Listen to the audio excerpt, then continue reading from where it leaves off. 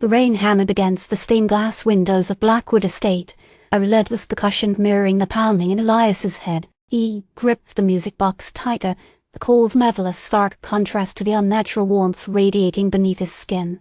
The iridescence that damned, shimmering discoloration was spreading, crawling up his wrists like a parasitic bloom. "Careful, mister.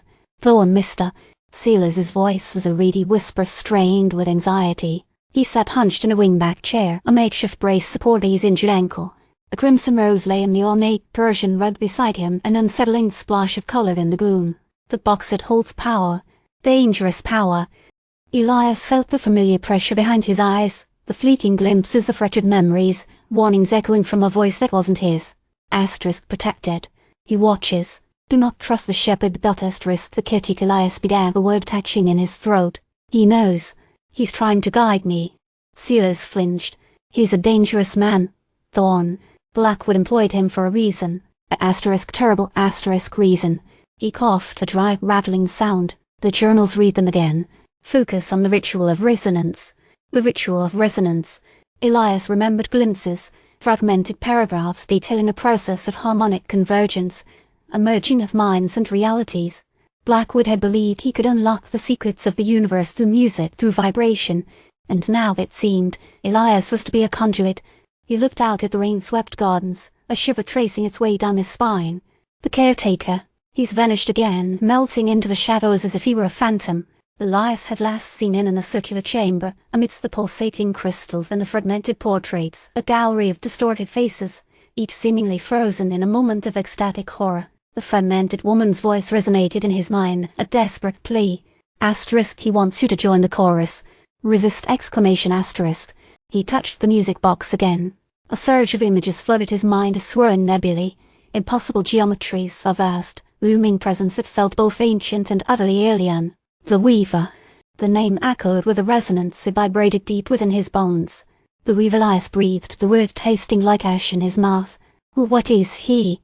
Silas shook his head, his face pale and drawn. Blackwood hinted at it. A cosmic puppeteer. He believes he can harmonize the realities, but the cost is everything. He groaned, clutching at his ankle. I must rest. Elias knew he couldn't stay. The caretaker would return. The Weaver's influence was growing stronger. He had to find answers, to understand the extent of the danger that hung over them all. He glanced back at Silas, a deep sense of foreboding settling in his stomach. The crimson rose seemed to glow with an ominous light. He turned and walked out into the storm. The corridors of Blackwood Estate were labyrinthine, a twisted mockery of architectural design. Every shadow seemed to writhe with unseen movement, every creaking floorboard a whispered threat. Elias clutched the music box, its metallic surface cold against his increasingly feverish skin. He could feel the iridescence spreading, a subtle shimmer beneath his skin that felt both unnatural and profoundly disturbing. He heard a faint echo ahead, a melodic hum that seemed to resonate not through the air, but directly within his mind. He moved toward it, drawn by an irresistible curiosity. The hum led him to a hidden chamber, a small circular room lined with shelves filled with strange, unlabeled bottles and jars.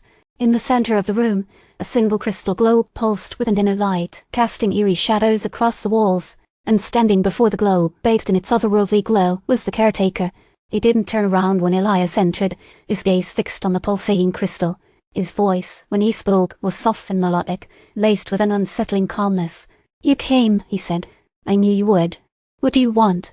Elias demanded, his voice trembling with a mixture of fear and anger. The caretaker finally turned, his face an unsettling mask of serene detachment. "I want you to understand, Mr. Thorn, to see the beauty of the harmony, to embrace your destiny. Destiny? You're turning me into something monstrous." The caretaker smiled, a slow, chilling curve of his lips. "You are not being changed Mr. Thorn. You are being revealed The harmony is already within you. I am merely facilitating its emergence." He raised his hand, and Elias felt a surge of energy flood his mind, a dizzying torrent of images and sensations. He saw himself, not as he was, but as the could be a being of pure energy, a conduit for the Weaver's will, a voice in the cosmic chorus. The fragmented woman screamed in his mind, a desperate warning. He's lying. Resist! Exclamation asterisk. Elias stumbled back, clutching his head. He fought against the invading thoughts, desperately clinging to his sense of self. He looked at the music box, at the cool, familiar weight of the metal in his hand. He focused on the music, on the fragmented melodies that echoed within the box. He concentrated on the feeling of human connection, on the memory of his past, on everything that made him ***. He focused on denying the resonance. "You can't control me," Elias said, his voice stronger now, infused with a newfound resolve. "I won't be a puppet." The caretaker's smile vanished. His eyes narrowed, and a flicker of something akin to anger crossed his face. "A pity," he said softly. "You are making a grave mistake."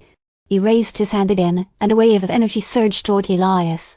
But this time Elias was ready. He focused his will, channeling the music within the box, creating a resonant shield that deflected the energy wave. The chamber filled with a blinding flash of light, and when it cleared, the caretaker was gone, vanished without a trace.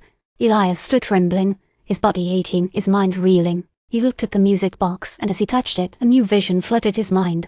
A vision of a vast, swirling vortex, the gateway to another reality, and standing before the gateway, beckoning him forward, was a figure shrouded in shadows, the Weaver himself. A single crimson rose lay at Elias's feet, identical to the one that graced Silas's room. He knew with chilling certainty that his struggle had only just begun.